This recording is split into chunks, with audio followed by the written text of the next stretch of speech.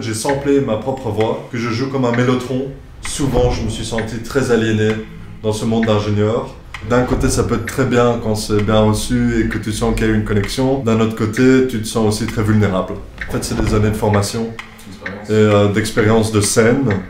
Le fait d'être loin de tous mes proches, ça m'a fait visiter des coins très sombres de mon propre intérieur. Salut, tu peux m'appeler Moon. Moi, c'est Sid. On est les fondateurs du projet TOC. Ce qu'on veut faire, c'est mettre en avant des profils de gens passionnés, mais surtout passionnants, que ce soit par leur métier, histoire de vie ou personnalité. On sort des vidéos régulièrement, donc si t'aimes ce qu'on propose, n'hésite pas à nous soutenir sur notre Patreon qui va s'afficher juste là. Il s'affiche là. Bref, il sera en description. Tu peux t'abonner. Tu peux liker. Tu peux partager, ça nous aidera beaucoup. Sur ce, bonne vidéo.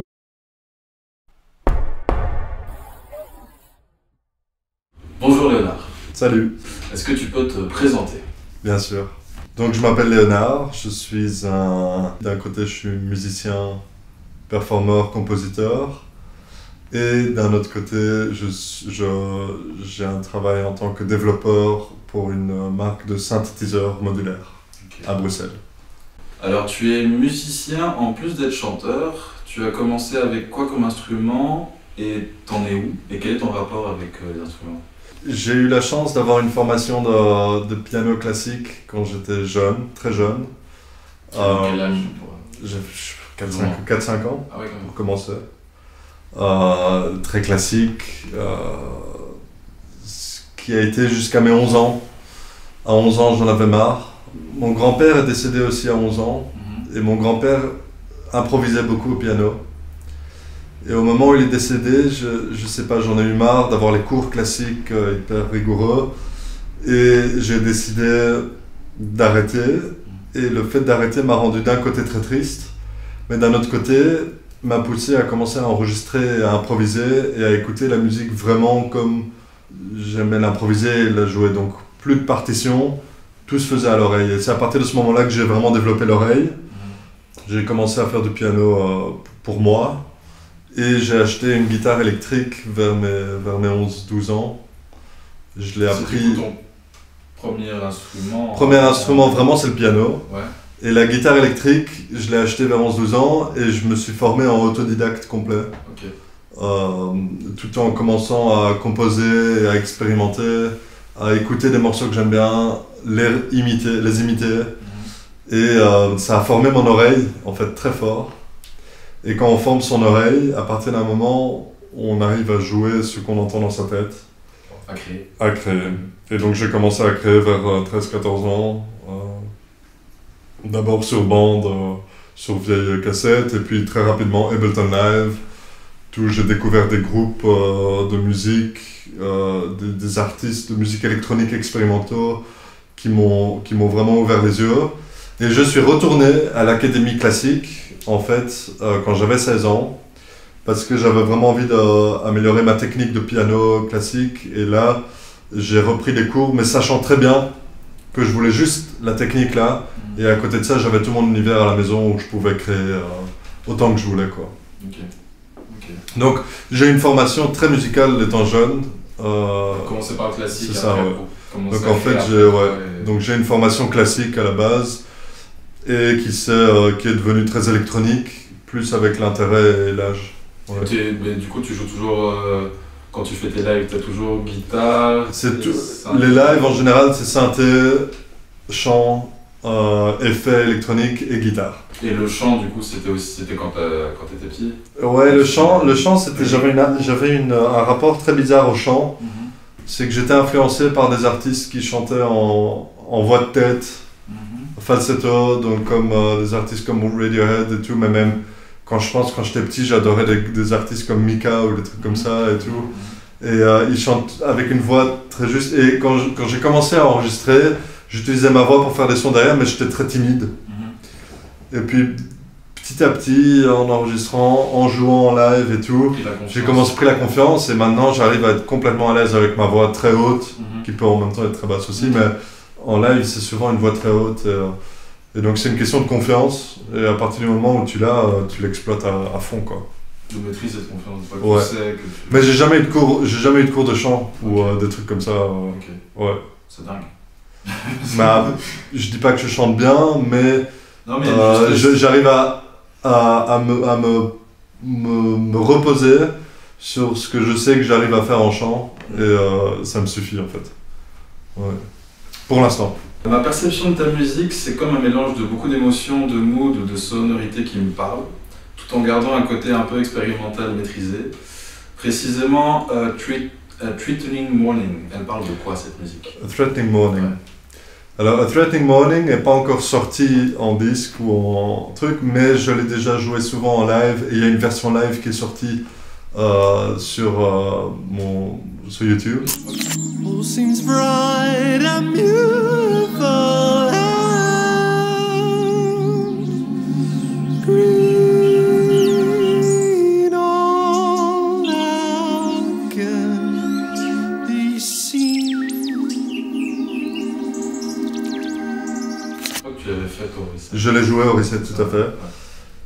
Et A Threatening Morning est une chanson qui est très narrative, dans le sens où elle suit une histoire et cette histoire évolue avec le temps. C'est pas une histoire statique. Je pense que j'aime beaucoup jouer sur les tensions et les sentiments dans la musique. Elle commence très joyeuse et elle décrit une nature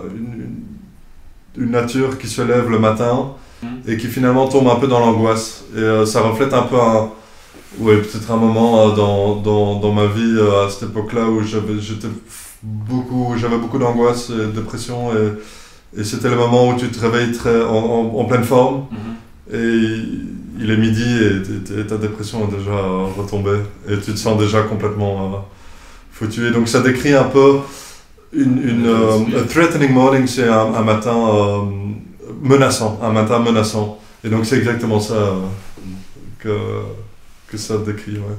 Ma musique est très narrative dans le sens où la musique suit très fort les textes et le sentiment.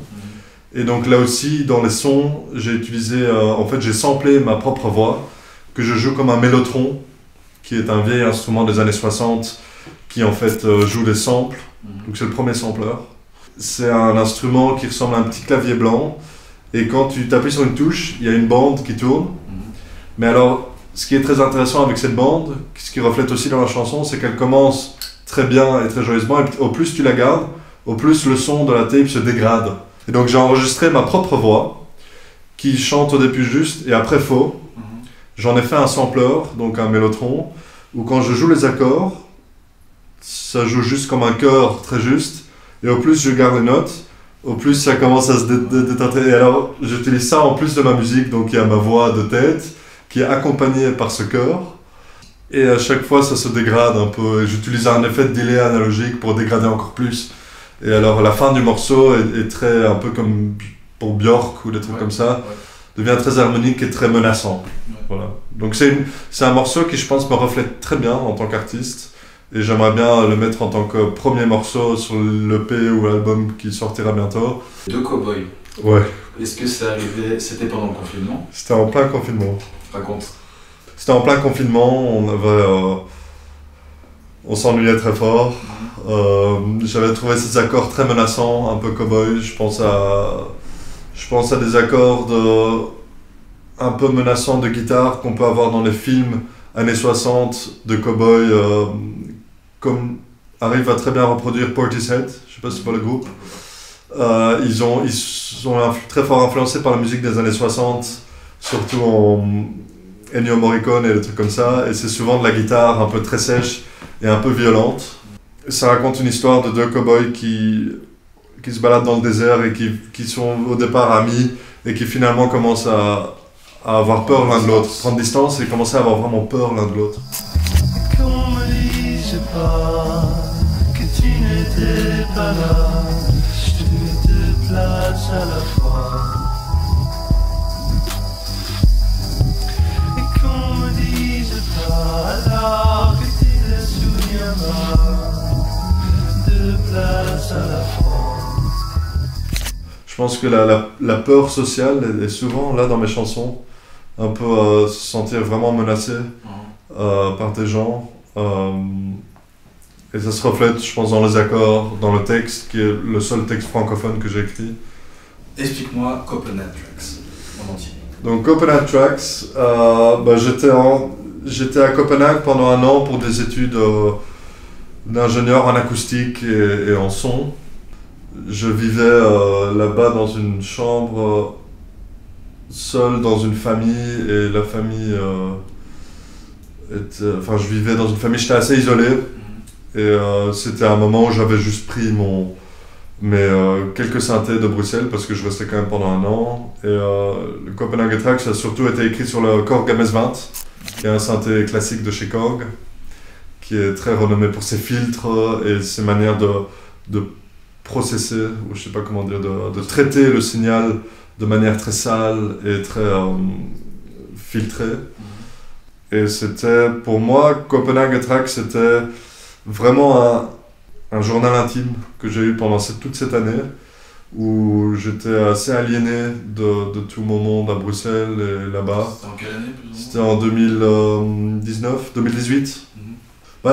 J'ai fait des études d'ingénieur et j'ai toujours été musicien et souvent je me suis senti très aliéné dans ce monde d'ingénieur parce que moi tout ce que je rêvais juste de faire de l'art et de la musique et je me retrouvais évidemment avec des ingénieurs qui sont très sympathiques mais assez ingénieurs et évidemment c'est un choix mais je me suis souvent entre ces deux mondes senti très aliéné là-bas et me dire mais est-ce que je suis vraiment à ma place ? Et donc Copenhague Tracks, c'était une manière pour moi de jouer avec l'absurde de la situation, est-ce que je suis à ma place ou pas. Et donc j'ai commencé à enregistrer des sons un peu de partout, notamment sur le vélo, que je rajoutais à une musique relativement expérimentale sur le synthétiseur. Pour moi, c'est un album qui est un peu annexe à mon projet principal, qui sont principalement des chansons, et très direct. Pour moi, c'est plutôt un album d'études, expérimental en musique électronique qui m'a un peu formé dans la manière de créer des collages sonores et un peu complexes. Ta musique est hyper planante, j'imagine que ça laisse assez liberté pour faire le clip, mais plus précisément dans Your Eyes for Everyone, ouais. Le clip, on dirait un peu un moment de vie à la Eternal Sunshine of Spotless Mind. Ah, c'est très beau de dire ça. Ouais. Et est-ce que c'était fait exprès ou est-ce que c'était un hasard? Comment Alors, c'est clip? Your Eyes for Everyone, je l'ai écrit en plein confinement. J'avais même pas encore terminé la musique et je pensais déjà à un clip et j'avais 2 amis qui habitaient dans un appartement rue de la Seine à Bruxelles et qui ont dû le quitter et je les ai aidés à le vider. Et le jour où on a vidé l'appartement, j'étais à la fin de la production de la chanson et en fait je pensais à un clip et il se trouve qu'il y avait une cinéaste dans les 2 filles qui habitaient dans cet appartement. Celle qui tient la caméra, Kato de Mester. Et c'était très impulsif. Je pense que le clip s'est fait en une demi-heure. Même l'idée du clip était peut-être fait 20 minutes avant. Et on s'est dit, mais en fait, pourquoi pas faire un clip ici? Et donc c'est un clip si tu parles de Eternal Sunshine of the Spotless Mind, c'est un clip que moi j'aime beaucoup parce qu'il est très impulsif. Et on a juste filmé, on savait absolument pas ce qu'on allait faire devant la caméra. On s'est dit, on a juste mis la musique en arrière-fond et on s'est dit, qu'est-ce qu'on peut faire avec une caméra, 2 acteurs dans un appartement vide. Et on a commencé à jouer à un jeu de cache-cache dans cet appartement. Et en fait, le spectateur suit tout l'appartement et s'apprivoise un peu les pièces.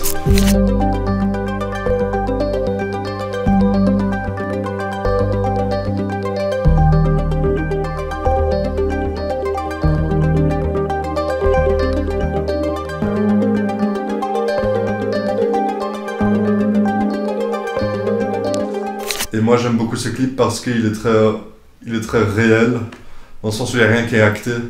Et il capte un moment précis. Qui est réel en plus. Qui est réel en plus, oui, c'est ça. Il capte un moment précis et une ambiance précise. Et donc, d'où ta comparaison, je pense qu'il est très, très bien. C'est ça que je me disais, c'est que de faire quelque chose comme ça exprès, ça doit être hyper compliqué. Mais j'aime bien les clips aussi qui, des fois, sont faits à l'improviste et qui captent un moment et une ambiance très précise. Il y avait une lumière qui était très belle ce jour-là aussi. Kato a réussi à mettre de très belles couleurs dans le film.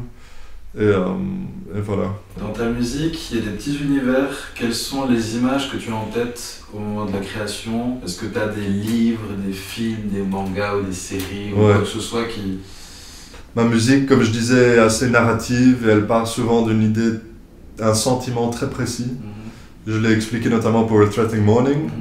Mais alors j'ai d'autres morceaux qui décrivent plus des sentiments très précis que j'ai notamment ressentis dans des films ou dans des livres. Alors en termes de livres, ça va être assez précis, mais j'ai un morceau qui s'appelle See You Burst, qui est sorti aussi récemment en live sur YouTube. Et là, il y a une partie qui vient précisément d'un livre de Goethe qui s'appelle Les souffrances du jeune Werther. Et il y a un moment où il compare une personne qui bouillonne avec un cheval qui commence à mordre ses propres veines pour pouvoir souffler. Et donc c'est notamment repris dans le refrain d'un de ces morceaux. Après, j'ai d'autres morceaux qui décrivent des thématiques souvent liées à l'angoisse ou au sentiment de culpabilité, un peu presque comme un rêve. Je pense à Cold Breaking In, qui n'est pas encore sorti malheureusement, mais que tu as pu voir en concert, et qui décrit le sentiment qu'on peut avoir quand nous-mêmes, on peut être un voleur dans une maison, et ce qu'on peut ressentir en tant que voleur, que les gens, caught breaking in, c'est qu'on est littéralement pris en train de voler, et qu'est-ce qui se passe quand on se retrouve nez à nez avec la réalité. Et alors, souvent, je suis très fort influencé par des films des années 70, 80, 90, surtout français, je pense à Claude Chabrol, ou The Wicker Man, qui sont des films très atmosphériques, qui ont toujours une ambiance très menaçante. Et quand je pense à Claude Chabrol, c'est toujours des histoires sociales, avec des classes sociales très malaisantes, et des rapports bizarres, et des sentiments de culpabilité. Il y a toujours un meurtre quelque part, ou il y a toujours un mystère. Et en fait, l'histoire de mystère est très importante. Ça se passe comment pour toi, après, pendant un live? Un live? Avant, pendant un live. Voilà. Ça a fort évolué déjà. J'ai eu la chance de jouer quand même quelques concerts les derniers mois et années. Et avant, j'avais très peur. Et maintenant, je me sens totalement à l'aise. J'ai plus peur du tout de jouer en live. Je suis même très excité. Avant, je fais en sorte que tout sonne bien, évidemment. C'est là, le vrai moment de stress, c'est avant le soundcheck, tous les contrôles techniques. Et après, je me repose un peu. Et une fois que ça commence, je me sens vraiment dans ma bulle. Et je partage ce que j'ai à partager. Je me sens libre. Et après, je me sens souvent un peu dénudé. Okay. Dans le sens où tu t'es livré. Tu t'es livré. Ouais. Et tu sens un peu... tu as montré des choses très profondes. Tu te sens un peu presque utilisé, ou je sais pas comment dire. Et d'un côté, ça peut être très bien quand c'est bien reçu et que tu sens qu'il y a une connexion. D'un autre côté, tu te sens aussi très vulnérable. Ouais, mais en règle générale, je me force aussi à être positif dans ces moments, parce que il faut accepter d'avoir été vulnérable et de s'être montré, et d'avoir montré des parties très intimes en fait. Et voilà, mais après, encore pour dire, au plus tu donnes le concert, au plus vraiment tu es à l'aise là-dedans. Et ça, je le sens vraiment à chaque concert que je donne. J'apprends vraiment à prendre distance de tout ça. C'est peut-être ça qui... Ouais, et ça m'a bien formé. Les dernières années, j'ai donné quelques concerts et tout. Ça m'a vraiment bien formé. Je suis content d'avoir donné pas mal de concerts avant même d'avoir sorti un vrai album et des choses comme ça, parce que ça me prépare. En fait, c'est des années de formation et d'expérience de scène. Et ça s'apprend vraiment. D'être à l'aise sur scène, de pouvoir être soi-même, pouvoir rigoler, pouvoir... tu peux pas t'entraîner à ça. C'est ça. Tu t'entraînes pas, c'est en faisant. Tu as un public, tu livres, tu crois en ce que tu fais, et c'est ça qui compte. Ouais. Est-ce que tu as déjà eu une mauvaise expérience pendant la création ou même en dehors en rapport avec ta musique, un mauvais moment Un mauvais moment en rapport avec ma musique, en général, c'est quand je mets trop de pression, ou quand je prends trop de pression, quand les gens me mettent de la pression et que je prends ça trop littéralement. Dès qu'il y a trop de pression, il y a tout qui va mal. Donc j'essaie de prendre distance aussi par rapport à ma carrière musicale. C'est essayer de toujours garder du plaisir quand même. Après oui, j'ai déjà eu des mauvais lives où par exemple le son était très mauvais, où le public n'y était pas du tout, ou des choses comme ça. Tu te sens comment justement Là, j'essaie de prendre ça avec bonne humeur. Et j'essaie d'accepter. Quand le son est très mauvais, j'essaie de jouer avec ça lors du concert. Si j'entends que le son est très mauvais, je réduis un peu tous les éléments et j'essaie de jouer avec le son que j'entends. Mais encore, ça demande de l'expérience et ça demande le fait d'accepter d'être dans le moment. Et à partir du moment où on prend une certaine distance, on arrive à accepter toutes sortes de circonstances, même quand ça se passe très mal. On arrive à accepter ça et à en faire le mieux possible, quoi. Ouais. Est-ce que tu as voyagé? Comment est-ce que ça a influencé ta musique? Je sais qu'il y a Copenhague, Ouais.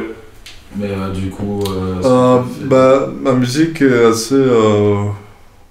assez introvertie, dans le sens où ça parle vraiment de mes propres sentiments. Et c'est très... intérieur. Très intérieur. Ouais. Donc, je pense que l'année d'études à Copenhague a beaucoup joué parce que c'était un moment où je me sentais vraiment pas à ma place. Et il y avait beaucoup de choses compliquées. Et le fait d'être loin de tous mes proches, de ma famille, de mes amis, ça m'a fait visiter des coins très sombres de mon propre intérieur. Et donc ça s'est reflété dans cette musique aussi, qui peut être assez sombre.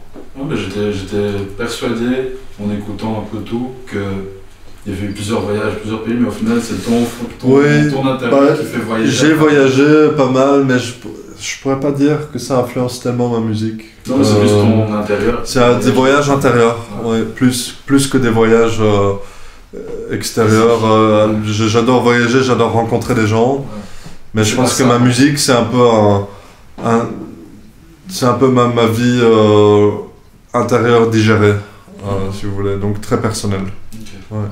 Est-ce que tu arrives à vivre de ta musique ou es-tu un artiste multicasquette courageux? Je suis un artiste multicasquette courageux. J'ai la chance de travailler à côté de la musique dans le domaine musical également. Je travaille en tant qu'ingénieur dans une boîte qui fait des synthétiseurs modulaires. Et c'est un job très créatif parce que je fais tout le développement digital et donc aussi tout le... Ça va avec... Au final, ça... C'est ça, le développement des instruments, donc c'est très créatif aussi, la création des sons et tout ça. Ce que j'arrive à explorer dans ce métier-là, ça se nourrit dans la partie expérimentale de ma musique. Et le fait d'être musicien, évidemment, nourrit le fait d'être ingénieur en synthétiseur parce que j'ai toutes mes connaissances musicales que j'applique dans des instruments. Donc j'ai beaucoup de chance de ne pas devoir entièrement vivre de ma musique, mais d'avoir ce job qui me permet de survivre et qui complète aussi tout. Donc là, aujourd'hui, j'arrive à vivre comme ça et je suis très content parce que ça se nourrit et les deux carrières grandissent à leur niveau et leur tempo, évidemment. Audrey Marion nous a aidé à faire la déco dans le thème. C'est un mélange, tu regardes un peu autour de toi, c'est un mélange de nature morte et vivante avec des câbles, si tu vois au-dessus. Plein de câbles. Avec plein de câbles. Et aussi des vases métalliques de Céline Proust qui sont là. Et en fait, je me disais qu'il y avait un côté un peu semblable, artisanal, entre le fait de jouer avec quelque chose qui existe, donc créer quelque chose de nouveau. Donc elle a fait de la ferronnerie. Oui, c'est très beau. Toi, tu joues avec les sons, avec ce que tu entends. Petit moment recommandation. Qu'est-ce que tu écoutes en ce moment? Si tu peux me donner, genre, je sais pas, tes grosses influences du moment. Du moment. Ouais. J'aime bien écouter de la musique expérimental, électronique. T'as un groupe, Un groupe, je pense à un album de Philip Jack et Chris Watson. Philip Jack est décédé, je pense, l'année passée. Et c'est un album de sound recordings, de field recordings et de collages sonores qui est très très beau, qui s'écoute un peu de manière mi-consciente, je pense. Je tombe plus sur le nom, mais il est sorti récemment, l'année passée, en 2023. Et c'est un très bel album de musique ambiante et de sound recordings et très sensible, c'est très beau. Et dans ta vie, si j'ai écouté des choses dans ma vie, alors j'ai beaucoup d'influences assez différentes pour ma musique. En termes de musique électronique, je pense énormément d'artistes de chez Warp Records, comme Otek, FX Twin, Boards of Canada, tous ces artistes-là qui ont vraiment pu explorer le côté très sombre et très étrange de la musique électronique depuis les années 90. Je pense aussi à des artistes comme Actress ou des choses comme ça, ou Burial. Après, j'ai une forte influence classique, et notamment classique plus moderne, oui, je dirais même pas contemporaine. Je pense à Olivier Messiaen, qui est un compositeur français des années 30, donc entre les années 30, 20 et les années 90, qui lui avait inventé tout un système harmonique, rythmique et mélodique, mais surtout son système harmonique que je trouve assez incroyable et qui m'a influencé dans beaucoup de morceaux.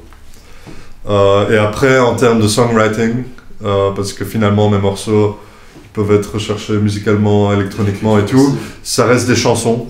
Et en termes de chansons, je suis très fort influencé par Radiohead, qui arrive eux aussi à mêler musique expérimentale et musique pop finalement. Les Beatles, assez idiot à dire, mais eux aussi ont réussi à amener tout ça. Et sinon, des chanteurs qui écrivaient des chansons assez narratives comme David Sylvian, Robert Wyatt, qui sont des artistes anglais, PJ Harvey, Portishead, tout ça. Mon idée générale dans la musique est de pouvoir habiller une musique expérimentale amorphe dans une chanson qui devient écoutable et narrative. C'est ça que j'aime bien, quoi. Bien écoutable, c'est-à-dire vraiment il y a un travail jusqu'à ce que ça... Ouais, c'est ça. En général, en termes d'art visuel, j'aime bien partir d'un art abstrait, musique expérimentale qui essaye plein de choses, et d'en donner une forme figurative qui est celle de la chanson, finalement. Qui finalement est quelque chose de très direct, très reconnaissable. Donc c'est un mélange entre de l'art abstrait et de l'art figuratif. Okay. Finalement. Ouais. C'est vrai que si on écoute des musiques et en même temps on dessine, tu vois, on fait quelque chose, ça peut être... Copenhagen reste abstrait, mais tous les morceaux que tu as entendus en live et tout sont très figuratifs, sont très... ok, c'est des chansons, c'est ça. Bah c'est bon. Bah merci. Merci à toi. Ouais, c'était vachement cool.